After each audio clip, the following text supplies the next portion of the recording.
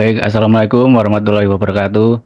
Kami dari kelompok 9 Kebijakan Ketahanan Nasional kelas F akan mempresentasikan tentang dinamika sosial budaya dalam memperkuat ketahanan nasional. Next. Nah, sebelum itu, perkenalkan anggota kelompok kami. Yang pertama adalah Muhammad Ulil Albab Nur Ramadan dengan NPM 177 dan juga Ahmad Nur Rafi Arsani dengan NPM 196, Padara Bintang 203, Sevilla Afriza dengan NPM 258 dan juga Diva Citra dengan NPM 275. Next. Untuk outline presentasi kali ini, yang pertama latar belakang, yang kedua kondisi sosial budaya di Indonesia, yang ketiga konsep ketahanan nasional sosial budaya, yang keempat tantangan ketahanan nasional sosial budaya, yang kelima strategi penguatan ketahanan nasional sosial budaya, dan yang terakhir kesimpulan.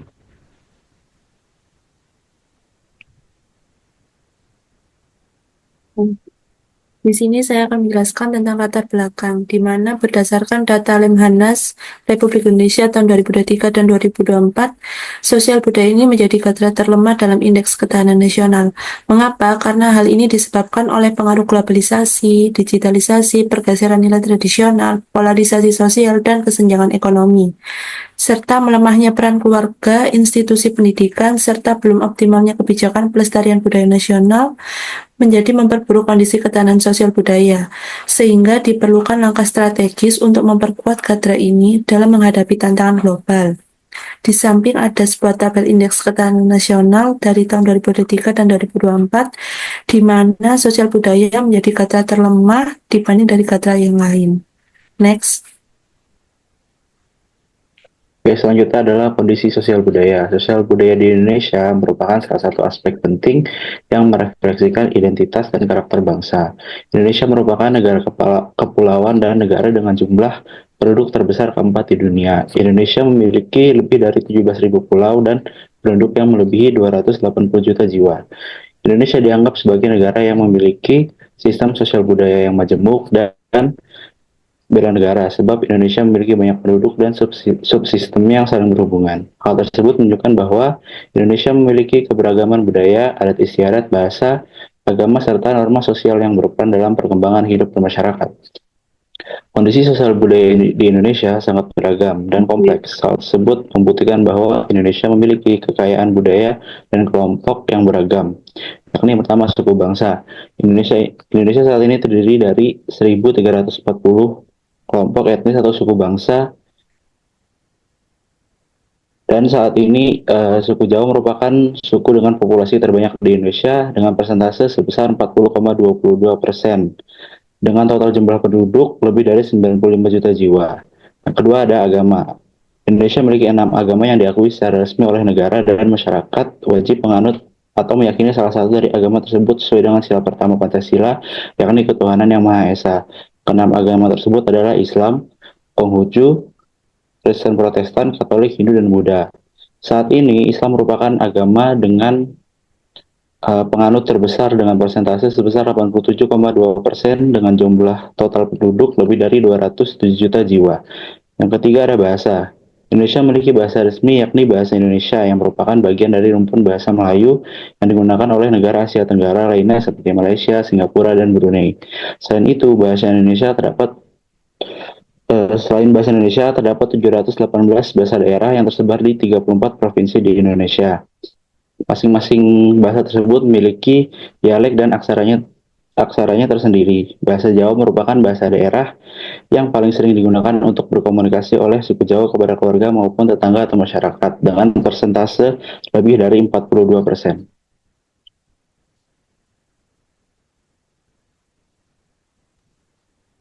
Baik, yang selanjutnya ada konsep ketahanan nasional sosial budaya.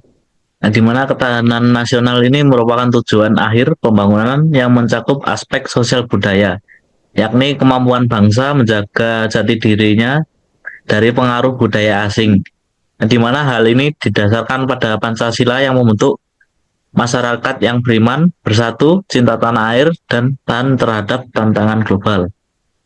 Faktor yang memperkuat ketahanan sosial budaya sendiri ini ada 4, yaitu yang pertama ada struktur sosial, yang memperkuat ketahanan nasional dengan membagi peran individu dalam masyarakat sesuai fungsi dan kedudukannya. Yang kedua ada pengawasan sosial, yang dimana pengawasan sosial ini menjaga stabilitas budaya dengan mengontrol perilaku masyarakat agar tetap sesuai norma yang berlaku. Yang ketiga ada media sosial yang berfungsi sebagai alat digital untuk menyebarluaskan nilai budaya bangsa dan memperkuat identitas nasional. Yang terakhir ada standar sosial yang menjadi pedoman dalam menyaring nilai dan gaya hidup agar sejalan dengan moral dan jati diri bangsa.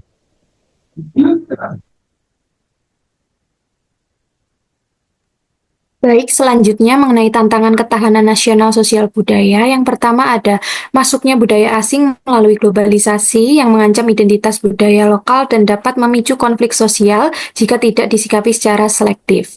Di mana jika masyarakat tidak mampu menyaring dan memilih mana budaya asing yang bisa diterima dan mana yang harus ditolak, maka identitas budaya asli bisa terkikis. Dan yang selanjutnya nomor 2, perubahan gaya hidup akibat budaya asing menjauhkan masyarakat, terutama generasi muda dari nilai-nilai budaya lokal. Di sini generasi muda yang lebih mudah terpengaruh budaya asing bisa jadi mulai meninggalkan nilai-nilai dan tradisi lokal yang telah diwariskan secara turun-menurun. Dan ketiga, lunturnya minat terhadap budaya lokal akibat tren budaya asing dan komodifikasi budaya mengancam keaslian serta nilai sakral tradisi, yaitu proses ini dapat menghilangkan keaslian dan nilai sakral dari tradisi yang ada di Indonesia, sehingga budaya lokal kehilangan makna pentingnya sebagai identitas dan juga warisan leluhur yang ada di negara kita. Keempat, kurangnya pemahaman keagamaan mendorong munculnya konflik antar umat yang mengganggu kerukunan dan ketahanan sosial budaya. Di sini hal ini berpotensi menimbulkan konflik yang merusak kerukunan sosial dan mengancam ketahanan sosial budaya, di mana ketika hilangnya rasa toleran terhadap agama di negara kita yang beragam.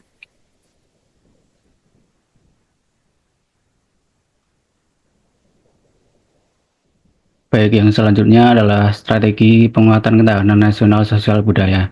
Ketahanan sosial budaya dinilai masih lemah dan penuh tantangan, sehingga perlu penguatan melalui beberapa langkah strategis seperti yang disampaikan oleh PLT Gubernur Lemhanas Maman Firmansyah pada pernyataan akhir tahun 2023. Yang strategi yang pertama, penyesuaian regulasi. Regulasi pelestarian budaya perlu diperbarui dan ditegakkan untuk menjamin keberlanjutan budaya. Sebagai contoh, Wali Kota Jogja Hasto Wardoyo membuat sebuah peraturan wali kota yang mewajibkan bahwa pelajar Jogja harus menggunakan batik Skoro Amarto pada hari-hari tertentu. Lalu yang kedua, revitalisasi pendidikan. Pendidikan harus menanamkan nilai budaya untuk membentuk karakter generasi muda. Sebagai contoh, di UPN sendiri untuk setiap mata kuliah umum diwajibkan untuk memakai atau menggunakan pakaian batik. Dan yang terakhir adalah partisipasi masyarakat. Partisipasi aktif masyarakat penting untuk menumbuhkan kesadaran dan kecintaan terhadap budaya.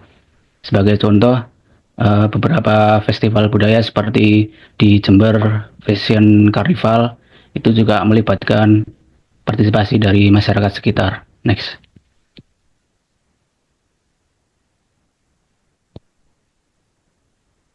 Baik, untuk kesimpulan dari presentasi kami adalah ketahanan sosial budaya memiliki peran krusial dalam menjaga identitas dan persatuan bangsa di tengah tantangan globalisasi dan digitalisasi.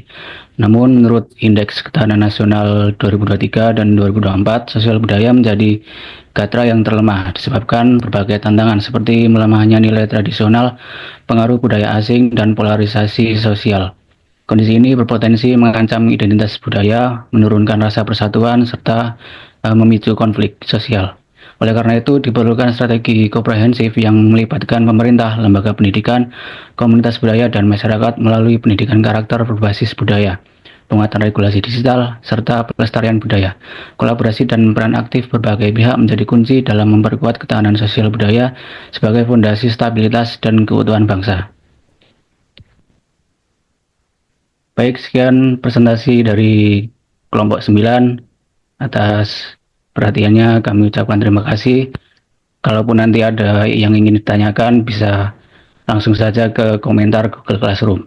Terima kasih. Wassalamualaikum warahmatullahi wabarakatuh.